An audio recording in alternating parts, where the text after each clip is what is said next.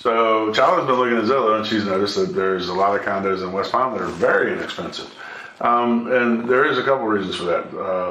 Now, some of the 55 and older, have you been checking to see if they're 55 and older?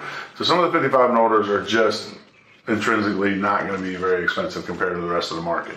55 or older is a more limited market. So in general terms, slightly less to get into, but some of these neighborhoods, they don't really offer much, and they're small units. They're not, a lot of them don't even have central AC. They have, window units, things like that. That could be driving the price. But there are several of the newer communities that, quite frankly, pretty much went bankrupt.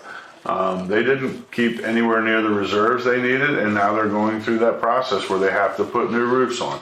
Their insurance is going up. They have to maintain the insurance, so they're either having to charge heavy assessments to the current owners, or in many cases the current owners are selling before the assessments come, and that's driving the prices down. So that's the kind of easy answer to why you're seeing that.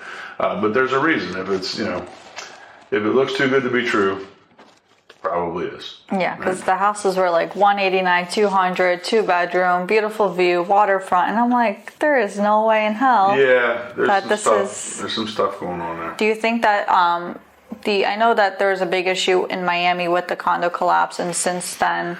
So that is part of the insurance issue. Number one, every condo in Florida is or has gone through a recertification, an engineering recertification, meaning that they've had to get their engineering redone for insurance purposes. Now, they used to be they all had to get them in a certain time frame, but that time frame keeps on shrinking. I don't even want to quote it right now, because right now, basically insurance models want them to get them done every 10 years, which isn't really realistic. I don't think, or else it's going to be a boom in the engineering. We're going to have to hire a bunch more engineers to come down and know how to do the engineering surveys. It was rightfully so. It was a big thing. It shook the industry. It shook,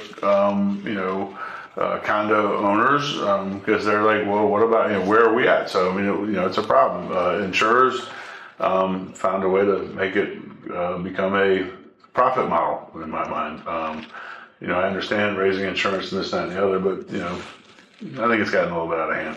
But anyways, that's all contributing to that, to the pricing on condos. And I assume that, again, I don't know what happens outside of really South Florida intimately, but I assume that probably is affecting condo markets everywhere. And I assume that everybody's going through a version of this. So that's the answer to the condos and the reasons for the pricing. Hey guys, thank you for tuning in to Living in South Florida Does Not Suck. Please do subscribe with the notification bell on. If you liked today's guest, you can also get more information about them right here. Like magic, it will appear.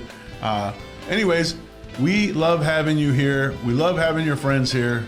Shout it out from the rooftops. Like us on Facebook. Share it with your friends. We'll see you soon here in beautiful, sunny South Florida.